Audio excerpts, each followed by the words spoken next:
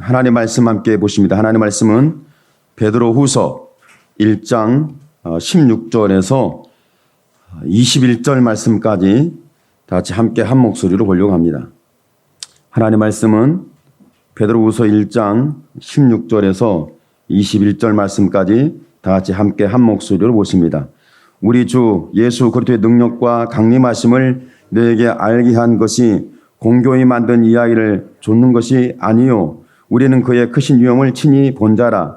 지극히 큰 영광 중에서 이러한 소리가 그에게 나기를 이는 내 사랑하는 아들이요 내 기뻐하는 자라 하실 때에 저가 하나님 아버지께 존귀와 영광을 받으셨느니라.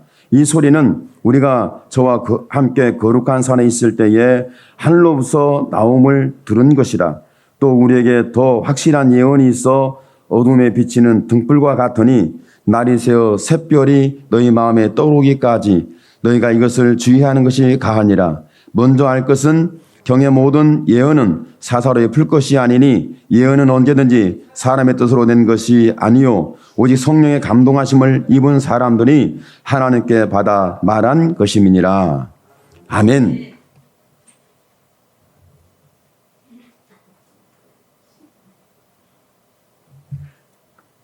성경을 보다 보면 의문점이 생기기도 하고 감동이 되기도 하고 기뻐하기도 하지만 마음에 뭔가 부담이 되기도 합니다. 이스라엘 백성들이 출애굽을 하는데 광야길을 40년 동안 걸어냈어요. 근데 신기한 것은 신발이 닳지 않았대요. 옷이 헤어지지 않았대요. 신발이 40년 동안 닳지 않는 신발이 있을 수 있을까? 40년 동안 입었는데 옷이 헤어지지 않는다. 이거 불가능합니다. 불가능한데 성경은 또 말씀하고 있어요. 믿을 것이냐 말 것이냐. 불가능한 걸 믿을 것이냐. 가능한 걸 믿을 것이냐. 지금 저와 여러분은 가능성이 있는 걸 믿고 삽니까? 불가능한 것을 믿고 삽니까? 아마도 가능성이 있으면 믿을 거예요. 불가능하면 안 믿습니다. 1880년도에 프랑스에서 감사원이라는 그 건물이 화재로 다 전소가 됐어요. 그리고 나서 로댕이라는 그 조각가에게 여기다 뭔가를 하나 조각을 해야 되겠다 해서 조각을 하려고 하는데 영감이 있어야 하잖아요. 그림을 그리고요. 글을 쓰고요. 조각을 하는 사람들이 그냥 하지 않아요. 영감이 있어야 돼. 영감. 많은 사람들에게 오랫동안 남길 수 있는 영감이 뭐냐. 이 고민을 하는데 단테가 쓴 글에 보면 뭐가 있냐면 지옥의 문이라는 게 있어요. 지옥편이 있어요. 지옥편이 있는데 그 지옥편을 연구하는데 그 지옥편이라는 책을 1년 동안 읽고 또 읽고 또 읽고 또 읽고 영감을 받기 위해서 1년을 이렇게 읽어냈답니다. 여러분 성경을 읽는데 영감 받기 위해서 성경을 몇 번 읽습니까? 쉬운 일이 아니에요. 글을 여러 번 읽었다고 해서 영감이 되는 게 아니에요. 1년 동안 사람이 쓴 작품도 영감을 받기 위해서 1년 동안 그러니까 로댕은 단테와 1년 동안 동고동락을 했다는 거예요. 이 책을 통해서. 쉬운 일은 아니죠. 그런데 그 지옥의 문이라는 조각상을 하는데 인물들이 28명인가 등장을 합니다. 등장을 하는데 근데 이것을 얼마나 오랫동안 지었을까? 영감을 받았으니까 바로 즉흥적으로 됐을 것이다? 아니에요. 20년 동안이나 이 조각을 지옥의 문을 조각을 했어요. 그리고 조각했는데 조각하고 그 위에다가 그린 그 조각상이 여러분이 알고 있는 생각하는 사람. 로댕이 생각하는 사람을 조각을 해서 지옥의 문 위에다가 올려놨는데 지옥의 문 위에서 생각하는 사람이 걸떨히 생각하는 그 모습, 그의 근육, 그의 모든 그 신체 조건, 이런 모든 것들을 어떻게 지옥의 문을 보면서 무슨 생각을 할 것인가? 지옥의 문을 보고 인생을 생각해라. 지옥의 문을 보고 사회를 생각하고 역사를 생각하고 지옥의 문을 보고 내 영혼과 내 삶의 신앙을 생각했으면 좋겠다. 그래서 이렇게 지옥의 문 위에서 생각하는 사람을 조각을 해놨다는 거예요. 그 글을 짤막한 글이지만 그걸 보면서 자기가 지옥이라는 이 영감을 얻어야 되니까 지옥이라는 영감을 얻기 위해서 1년 동안 단테가 쓴 지옥편이라는 글을 읽고 또 읽고 읽고 또 읽고 했다는 거예요. 그리고 이 영감을 받은 것을 20년 동안이나 조각을 하면서 만들어낸 거예요. 우리나라 사람들은 한 몇 개월이면 끝날걸요? 여러분, 제가 이렇게 말씀을 함께 쉽게 나고 편하게 나눈 것처럼 보이지만 이런 영감적인 말씀을 받기 위해서 저도 굉장히 기도합니다.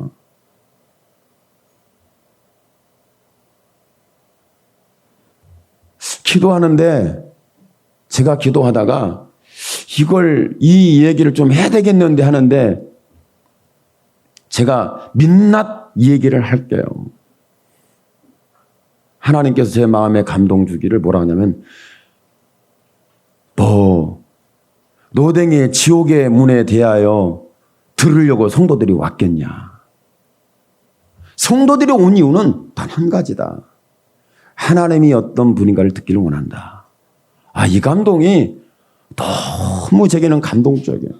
뭐 성경을 읽었다 안 읽었다 안다 모른다 이건 중요하지 않아요. 제가 말하는 의도를 좀 이해하고 들어주세요. 이건 중요하지 않아요. 정말 중요한 것은 내가 지금 신앙생활하는 것은 하나님을 아는 것이 목적이에요. 성경을 연구하거나 성경을 읽거나 말씀을 묵상하거나 내가 말씀을 듣거나 내가 기도하거나 가장 중요한 것은 내가 지금 하나님을 아는 믿음의 사람이냐. 내 신앙이 하나님을 알기 위함이냐. 결국 하나님께서 이스라엘 백성이 40년이라는 광야를 살았지만 40년 동안에 경험한 수많은 얘기가 있는데 이 40년 동안 이스라엘 백성은 한 번도 원망과 불평을 접어본 적이 없어요. 마치 저와 여러분의 인생에 살면서 원망스러운 일이 있었고 불평한 일이 있었고 답답한 일이 있었고 괴로운 일이 있었고 힘든 일이 있었고 슬픈 일이 있었고 절망스러운 일이 있었습니다.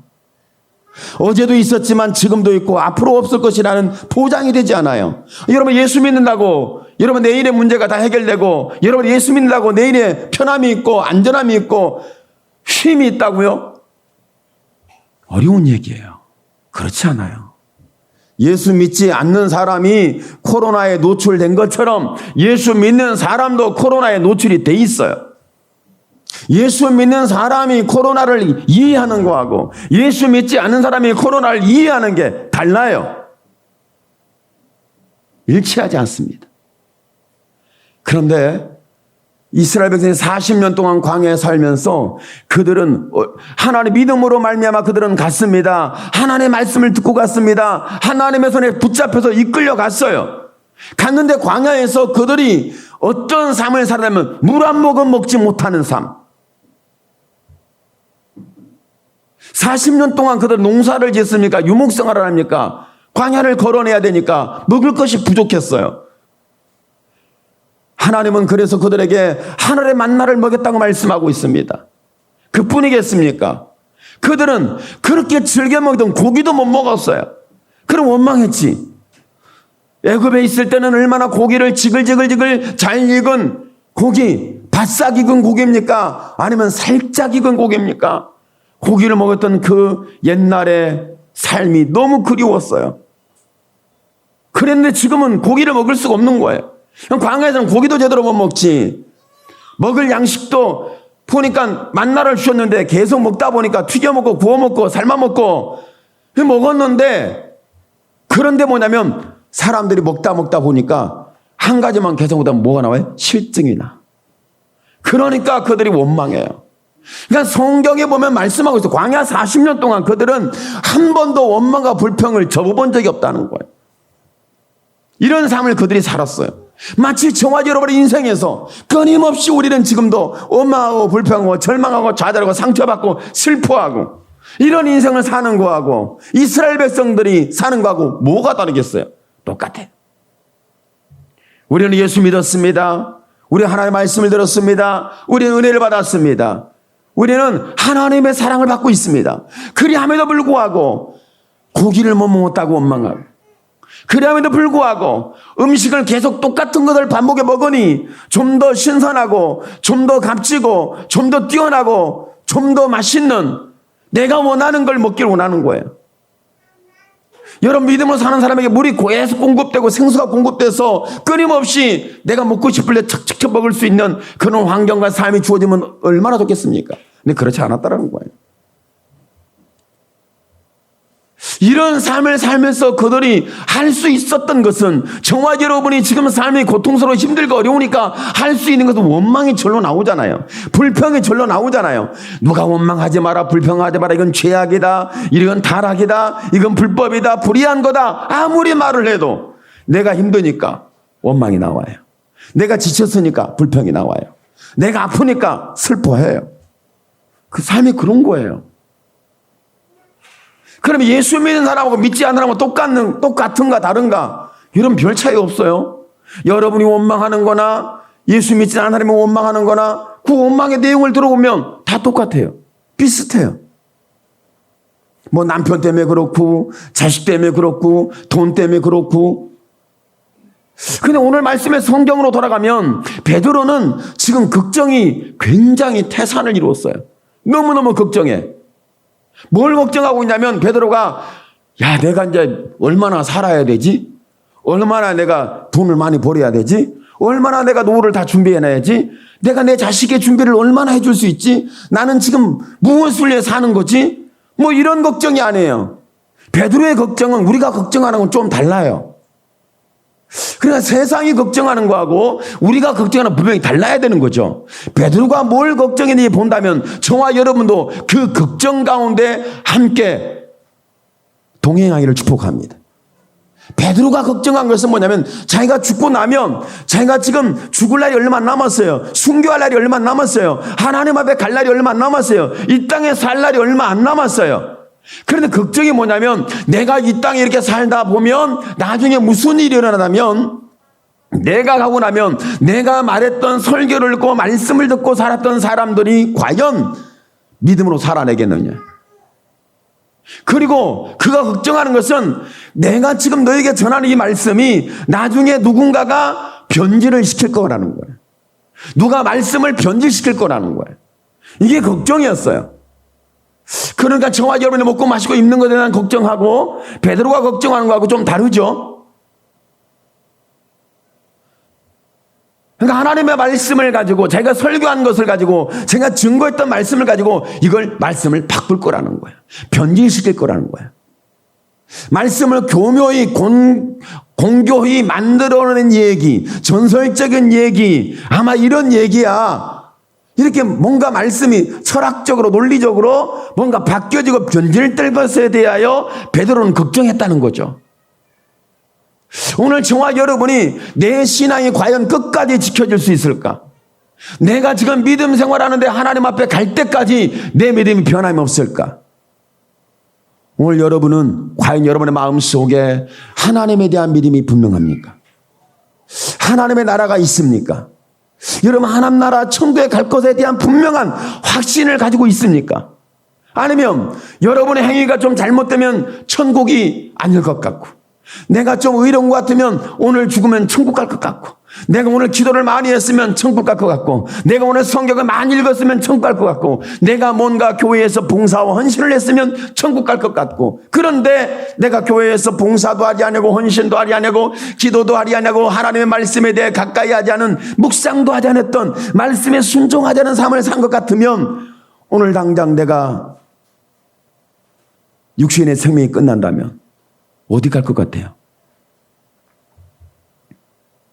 아마도 천국은 좀 거리가 생길 것 같아요. 그런 걱정과 금식과 염려가 우리의 마음 속에 있을 수 있다는 거죠. 여러분이 코로나를 걱정하는 것보다 사실은 내가 하나님 앞에 갈 수 있을까? 이 걱정이 앞서야 되지 않겠어요? 어차피 코로나는 걸릴 수도 있는 거. 어차피 죽을 수도 있는 거. 빨리 죽으나 늦게 죽으나 그게 그거지. 그렇지 않아요? 젊어서 죽으나 나이 들어 죽으나 죽는 거 똑같은 거 아닌가요? 아이, 목사님은 목사님이니까 그런 소리 하지. 우리는 지금 하루라도 더 살아야 되고 햇빛을 좀 더 보고 싶고 맛있는 것도 많이 먹고 싶고 그리고 해외도 여행도 좀 다니고 싶고 이런 게 많이 하고 싶은 게 많은데 무슨 소리 하시는 겁니까? 라고 말할 수는 있겠지만 오늘 성경의 말씀에 보니까 베드로가 주 예수의 능력과 강림하심을 너에게 알게 한 것이 공교에 맞는 이야기를 줬던 것이 아니요 우리는 그의 크신 위엄을 친히 본 자라. 그러니까 베드로가 하는 말씀을 반박하기 시작하고 세상은 하나님의 말씀에 대해 반박하기 시작하고 여러분 지금도 세상은 저와 여러분이 예수 믿는 믿음에 대하여 반박하는 거짓이라고 왜곡시키는 역사가 일어납니다. 여러분의 믿음을 왜곡시킨다는 거예요. 이게 맞나? 내가 믿는 것이 진짜 괜찮나? 이렇게 믿어도 괜찮나? 이 믿음이 진리일까? 참일까? 거짓이 없는 믿음일까? 약속 있는 믿음일까? 천국 갈 믿음일까? 천국을 가지 못할 믿음일까? 마음에 자꾸 갈등이 생겨요. 근데 오늘 말씀 속에 보면은 베드로가 뭘 가지고 말하냐면 우리는 그의 크신 위엄을 친히 본 자라. 즉 큰 영광 중에 이러한 소리가 그에게 나기를 이는 내 사랑하는 아들이요 내 기뻐하는 자라 하실 때에 저가 하나님 아버지께 존귀와 영광을 받으셨느니라. 예수님이 변화가 됐어요. 베드로, 야고보, 요한을 세 제자를 데리고 기도하러 따로 갔는데 기도하다가 갑자기 예수님의 모습이 육신을 가졌고 날마다 보던 모습이 아니라 뭔가 다른 모습으로 변화가 되어버린 거예요. 이런 일이 일어날 수 있지? 어떤 분이 그러시더라고. 목사님, 제가 목사님 설교할 때 이렇게 예배에 참여했었는데 목사님 보니까 목사님 머리 이렇게 위에 동그라미가 그려졌는데 그게 뭐예요? 그게 뭐죠? 동그라미가 그려진 건 오로라예요. 이렇게 그려졌다고. 그런 얘기를 들으면 괜히 기분이 좋아? 만약 그렇지 않다면 그러면 무슨 일이지? 이 현상적인 것에 굉장히 우리는 위험한 기분이 좋을 수도 있고 나쁠 수도 있는 영향을 받을 수 있는 위험한 부분일 수 있어요. 그런데 기도하러 갔는데 예수님의 모습이 변화됐는데 빛난 옷을 입고 옷이 하얀데 자기가 생전에 지금까지 본 옷 중에 가장 빛이 나는 하얀 옷을 입고 있었어요. 거기에 엘리야도 와 있었고 거기에 모세도 와 있었어요. 베드로가 얼마나 거기에서 감동을 받았는지 긍정적으로 이렇게 말합니다. 주님, 이곳에 우리가 초막을 짓고 삽시다. 주를 위하여 엘리야를 모세를 위하여 초막을 짓고 여기서 삽시다. 왜? 여기가 변화된 그 빛난 역사를 보면서 베드로는 여기가 좋사오니 초막셋을 짓고 여기서 삽시다. 내려가지 맙시다. 이곳이 좋습니다. 이렇게 결정을 했죠. 그런데 여기에서 그런 상황이 있을 뿐만 아니라 그때 하늘의 문이 열렸어요. 그리고 하늘에서 음성이 들리기를 이는 내 사랑하는 자요 내 기뻐하는 자니 너희는 저의 말을 들으라. 예수님의 말씀을 들으라고 하늘에서 음성이 들렸어요. 이걸 제가 구약 성경의 말씀을 통하여 끌어와서 본다면 이것은 지성소가 열린 거예요. 지성소는 성막에 보면 가장 마지막에 피를 뿌리고 향단을 피우는 그곳이 지성소인데 거기를 지성소라고 그러는데 만약에 지성소에 하나님의 임재가 없다면 심각한 거예요. 오늘 만약에 여러분의 심령 가운데 하나님의 임재가 없다면 심각한 거예요. 만일 오늘 저와 여러분이 예배드리는 이 교회 예배당에 하나님의 임재가 없다면 심각한 거예요. 오늘 여러분 마음속에 먼저 이런 하늘의 문이 열리는 임재가 있기를 축복합니다. 우리 예배 장소인 이곳에 하늘의 문이 열리고 하나님의 임재가 있어야 합니다. 종교는 교리와 논리가 아니에요. 우리의 신앙은 단순히 성경의 말씀을 끌어다가 짜맞추는 그러한 논리의 장터가 아니에요. 하늘의 문이 열리는 하나님의 계시는 하나님의 임재가 있는 살아계신 현장이 되어줘야 한다는 거죠.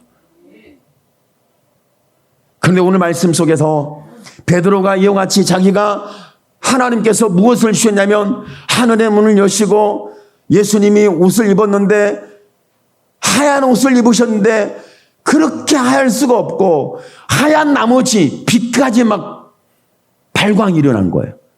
빛이 막 비추는 거예요. 엘리야도 오고 모세도 오고 얼마나 기분이 좋았겠어요. 얼마나 감동스러웠겠어요. 얼마나 감격스러웠겠어요. 근데 하늘의 문이 열리고 하나님의 말씀이 들리기를 예수님은 누구냐면 내 사랑하는 자요 내 기뻐하는 자니 예수님의 말씀을 너희는 들으라는 주님의 말씀을 들었어요.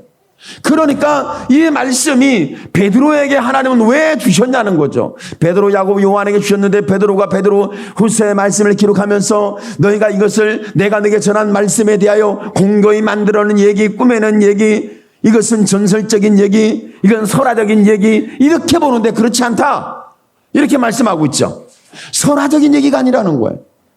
하나님의 말씀은 하나님이 주신 말씀인데 그런데 베드로가 뭘 가지고 말씀하냐면 베드로는 왜 이 말씀을 하냐면 자기가 속았고 넘어졌고 실패했고 예수님을 떠났고 예수를 모른다고 배도까지 했어요. 여러분 베드로 사도가 예수를 모른다고 했어요 안 했어요? 했어요. 예수님 팔아먹었어요. 뭐 가룟 유다만 팔아먹은 거예요? 베드로도 팔아먹었어요. 어떻게 해요? 자기가 위기가 오니까 팔아먹더라고. 다급해지니까 팔아먹더라고. 욕심이 생기니까 팔아먹더라고. 여러분 우리의 신앙을 잃어버리고 예수를 팔아먹을 때 언제예요? 탐욕이 들어오니까. 위기가 오니까. 다급해지니까 팔아먹어요. 사람은 그렇게 돼 있어요. 다급해지면 인간의 본성이 나와요. 욕심이 들어오면 인간의 죄의 본성이 나와요. 위기가 오면 저와 여러분은 내 본성적 신앙이나 마음이나 내 인격이나 내 양심이 나오게 돼 있어요. 나를 지키려고. 그럼 예수를 파는 거예요. 그런데 이런 상황이 있는데 베드로가 이런 상황이 있을 것을 예수님이 모르셨습니까? 아셨습니까? 여러분이 예수를 떠날 것과 믿음에서 이탈될 것과 사명에서 이탈되고 직분에서 이탈될 것과 여러분이 세속화될 것과 여러분이 죄를 지을 것에 대해서 하나님이 아십니까? 모릅니까? 다 알고 있어요. 모르는 게 아니에요. 알고 있어요. 그런데 알고 있으면서 우리를 방치해 둔다고요? 전혀 그렇지 않습니다. 베드로가 그렇게 예수님을 부인하고 예수를 모른다 하고 네가 닭이 울기 전에 분명히 3번 나를 모른다고 한다. 이 말씀을 주었거든요. 근데 이 3번 부인하고 나니까 그때 닭이 우는 거예요.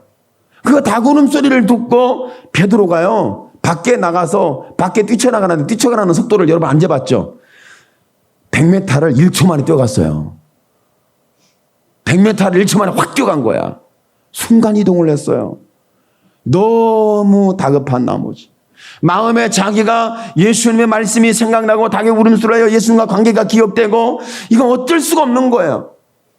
자기 위기니까 죽게 생겼으니까 붙잡히게 생겼으니까 이런 심각한 어떤 문제가 일어날 것 같은 이런 상황이 일어난 거예요. 그랬을 때 이런 베드로 현상이 일어났을 때 베드로는요 그 말씀이 있었던 것이 말씀을 주신 예수님의 말씀이 마음에서 다시 역사하기 시작하는데 역사하기 시작하는데 그 자리에 있을 수가 없었어요. 자리를 박차고 나가서 통곡하는데 베드로가 그렇게 슬프게 울고 통곡한 적은 인생에 한 번 있을까 말까 하는 사건이었어요. 오늘 저와 여러분이 세상이 이렇게 단합하고 변질되고 믿음이 이탈되고 코로나19가 왔을 때 여러분 교회는 지금 어떤 상황이 있고 우리는 믿음은 어떤 상황이 있습니까? 이런 상황이 있을 때 저와 여러분은 지금 어떤 상황이 있냐면 우리는 원망하고 불평하고 그럴 수 있니 없니 따지고 계산하고 우리는 그런 상황이 있지 않습니까? 해도 너무한다. 뭐 이런 상황 아니겠어요? 아니 예배의 자유권을 줘야지. 종교의 자유권을 줘야지. 어떻게 예배를 못 드리도록 방해하고 핍박하고. 아니 교회에서만 코로나가 일어나냐. 다른 데서는 없냐. 왜 교회만 그렇게 탁게 삼아서 죽이려고 작정을 했냐. 하기야 그래요. 여러분 교회 우리 한국의 역사적으로요. 교회를 지배하고 잔해하고 죽이려고 했던 시대가 있었어요. 아주 사회적으로 예수 믿는 것을 죽이고 도둑하고 교회에 못질하고 불질러버리고 예수 믿는 목사들을 잡아다가 옥에 투옥시키고 이런 시대가 시대적으로 있었어요. 강력하게 있었어요. 그때가 바로 일제시대도 있었습니다. 그리고 공산주의 시대에 있었어요. 이런 상황이 있을 때 우리는 얼마나 답답했는지 몰라요. 그런데 이런 상황이 있을 때 우리가 믿음을 지켜냈던 믿음이 뭐였냐는 거예요. 그러니까 베드로가 그렇게 예수를 부인했고 배도했던 상황이 있는데 그의 믿음을 지킬 수 있었던 것은 오늘 공교히 만들어내는 얘기가 아니라 성경을 논리적으로 풀어낸 얘기가 아니라 오늘 말씀 속에 자기가 친히 보고 목격한 그 큰 위험을 봤는데 17절의 말씀을 같이 읽습니다. 지극히 큰 영광 중에서 이러한 소리가 그에게 나기를 이는 내 사랑하는 아들이요 내 기뻐하는 자라 하실 때에 저가 하나님 아버지께 존귀와 영광을 받으셨느니라. 그러니까 베드로가 공교히 만들어낸 얘기, 거짓된 얘기, 왜곡된 얘기 이렇게 사람이 다급해지고 욕심이 들어오고 위기가 오니까 이탈했을 때 그때 저와 여러분의 위기에서도 중심을 잡고 여러분 우리가 탐욕에도 중심을 잡고 저와 여러분 다급할 때 중심을 잡고 내가 오해했을 때 중심을 잡을 수 있는 게 뭐냐면 예수님이 십자가 피 흘려 죽으신 것이 과연 거짓된 얘기가 아니라 만들어낸 얘기가 교리적인 얘기가 아니라 저와 여러분을 붙드시는 하나님의 사랑의 이야기라고 분명하게 짚어주고 있어요. 베드로는 이 사랑의 이야기 앞에 붙잡혔던 거예요. 오늘 저와 여러분이 다시 한번 하나님이 여러분을 십자가 피하는 예수님의 사랑의 이야기로 사랑의 은혜로 우리를 붙잡아 주시는 은혜에 다시 한번 붙들려지기를 축복합니다. 사랑이라는 것은 이렇게 변질되고 타락한 거리가 멀어졌는데 돌아올 수 있는 거예요. 관계라는 게 그런 거거든요. 여러분 사랑 관계도 있지만 하나님과 우리 관계도 필요해요. 사랑과 관계 속에서 굉장히 중요한 게 있어요. 사랑과 관계 속에서 부모는 자식을 대할 때 뭘로 대하죠? 모르세요? 부모는 자식을 대할 때 사랑으로 대합니다. 끝까지 사랑해요. 편함이 없어요. 그럼 자식이 부모를 대할 때는 어떻게 대하죠? 사랑이요? 아니요. 재산 좀 주세요. 먹을 것 좀 주실래요? 입을 것 좀 주세요. 나 배고파요. 나 어디 가려고 그러는데 돈이 필요한데? 돈. 돈이 필요하면요.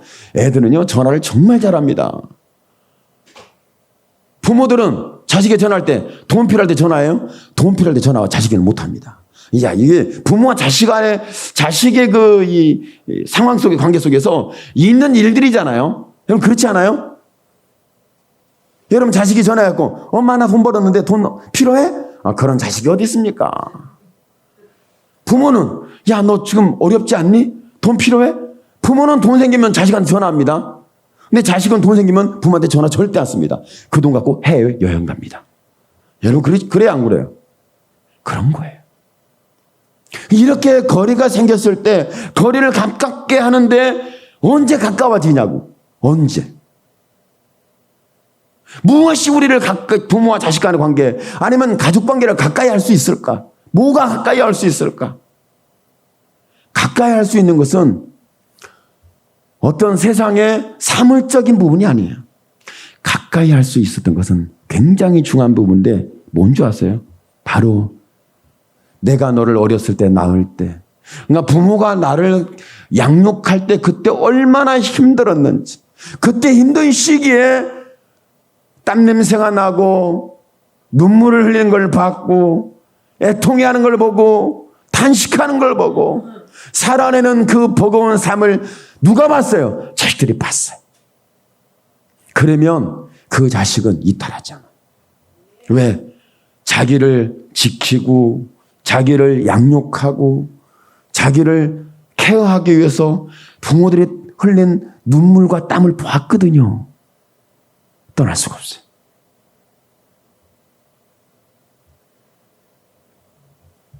뭘 본 거예요? 단순히 땀과 눈물의 이야기가 아닙니다.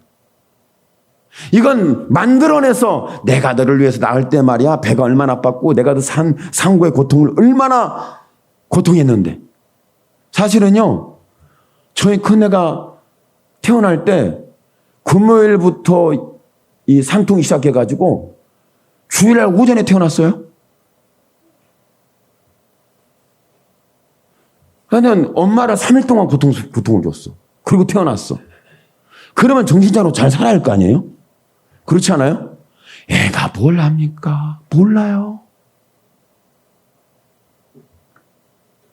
그런데 이제 나중에 자식이 가서 보니까 자기도 자식이 첫 자식을 낳아보니까 3일 동안 고생하는 자기 아내를 봤어.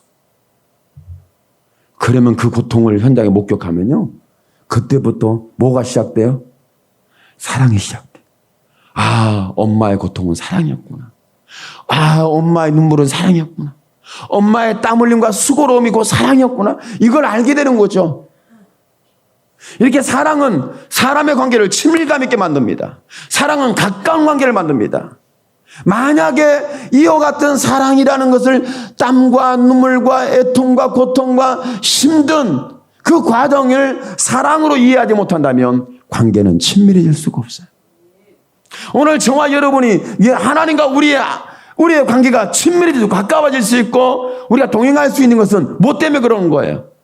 여러분이 성경을 보니까 복 받아야 되는데 누가 기적을 경험했대, 누가 치료받았대, 귀신이 떠났대더라, 야 중풍병도 나았대, 5,000명이 먹고도 12바구니가 남았댄다, 이런 얘기를 아무리 들은들 나하고는 굉장히 거리가 멀어요.